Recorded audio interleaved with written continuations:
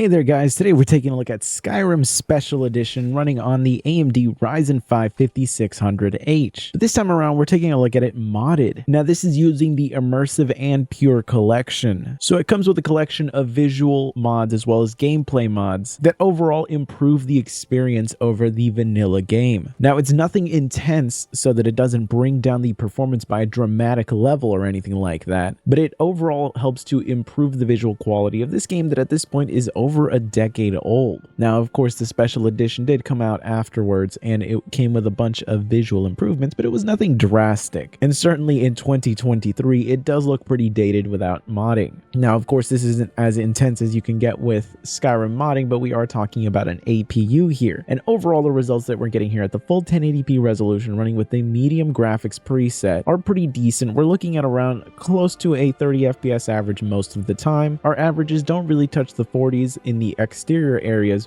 but once you go into any kind of cave or dungeon or anything like that, then you're going to be closer to a 60 FPS average. But in the open world, we are going to be struggling a little bit just in terms of having, again, that 30 FPS average. Now, if you grew up playing this game on consoles, you're more than used to playing the game like this. And in fact, it's even performing better than what you would expect out of something like a PlayStation 3 or an Xbox 360 when you originally played this, because you also weren't playing this at the full 1080p resolution. Now, while those consoles did have HDMI ports, the games that they actually ran, most of the time they were really just rendering them around 630p. Very few games even got close to rendering at 720p, and towards the end of that life cycle, those consoles were rendering games at pretty much 540p. So if you're looking to revisit the games that you played in your childhood on these older consoles, well, you can actually play them on this mini PC with some pretty impressive levels of performance. This is, of course, the Beelink SER5 mini PC, and the 5600H is running at 35 watts. And like I said, this does come with a bunch of visual mods, and if you're interested in looking at what exactly is in this collection, you can look at the link for it down below. To download it, you pretty much would just have to download the Nexus mod manager, or as it's called now, just Vortex. And with that, you should be able to install the collection, though keep in mind that Nexus mods does actually limit your download speed, and when it comes to downloading collections, you essentially have to manually download every single mod in there, and it can be very time consuming on here. If you do pay for the Nexus Premium, then you are able to do the one-click download, though keep in mind that that is a paid thing, but it does save you a lot of time. I mean, the mod itself,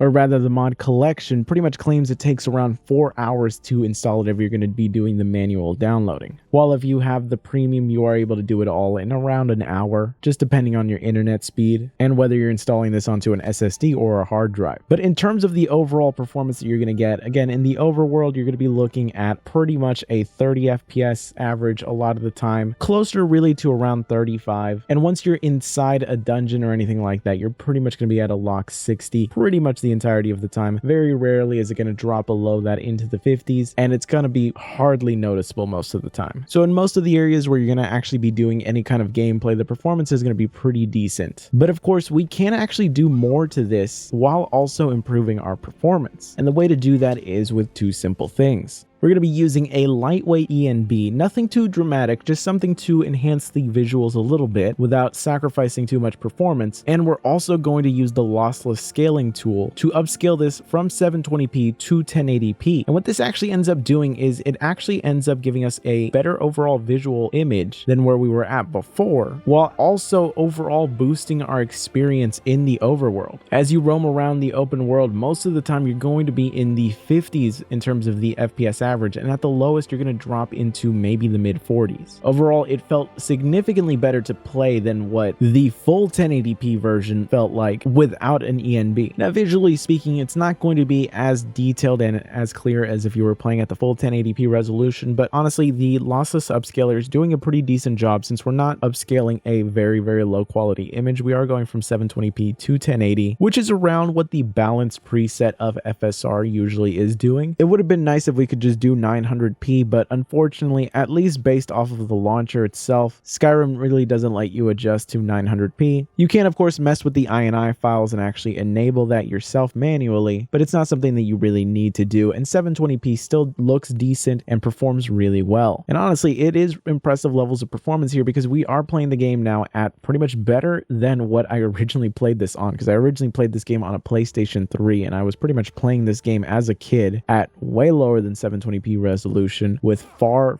worse graphics, and the FPS that I was getting was worse than this. So it really feels like I'm getting a remaster of a game that I played as a kid, and I'm just impressed that such a cheap little mini PC can actually do this. So if you're interested in the ENB that I used and the mod pack that I ended up using, they are both linked down below, as well as the mini PC itself if you're interested in picking one of these up, because you can get some pretty impressive results, especially on some older titles. If you missed out on gaming in these older console eras like the PlayStation 3, Xbox 360, even the early days of the PlayStation 4 and Xbox One, a lot of the games that were released at the time are available on PC, and you're going to be able to play them on here at pretty much higher quality settings than these older consoles actually ended up running the games at. And sure, you could pick up these older consoles used for a little bit less than what this mini PC ends up costing, but you pretty much are just getting a system that only is capable of playing those games, and you're kind of limited in your selection on what you can and can't buy, and you're kind of at the mercy of these console manufacturers on whether or not you're going to be able to access games or not, because unless you can find them physically, once these online servers are shut down for their stores, you're not really going to be able to buy any new games for them. And sure, owning the games physically is really nice, but a lot of these games also are going to be pretty difficult to find unless you're going to be looking through the used market, and you could potentially get damaged discs and stuff like that. And at least with a PC, you gain access to Steam, you gain access to GOG, Epic Games, Ubisoft, EA, Xbox Game Pass. You pretty much have a whole world of different games to play through, and you're not limited to just whatever was available in that console. With a PC, you're pretty much able to play practically any game that you want, and of course you can emulate things if you're willing to go down that route. And speaking of emulation, I do plan on eventually doing a video of showing some emulation on some systems. It's just one of those things where emulation is a tricky topic just because of the fact that these companies really can get very litigious and aggressive about what you exactly show in these videos. For example, I have been testing out the Yuzu emulator, but it's one of those things where it's a little bit iffy if I want to actually show any gameplay of it, because I've had my channel deleted before. Now obviously it was over a false claim and it was quickly reverted, but it is one of those things where it has me extremely cautious about showing things like that. But if you're interested in seeing that, let me know down below, because I have been really excited testing all of that stuff out, and I really want to share some stuff with you guys. So if you're interested in seeing any of that, let me know down below, and of course hit that subscribe button. I want to thank you guys for watching this. Again, links to all of the mods and the ENB that I used down below. You're going to be able to get some great results here, and of course using the lossless scaling tool, you can actually get some nice levels of performance out of this if you really want to get as close to possible as that 60 FPS average for pretty much the entirety of the experience. And of course, channel memberships are enabled. If you're interested in joining, you can do that to support the channel. That is greatly appreciated, and I will see you guys in the next one.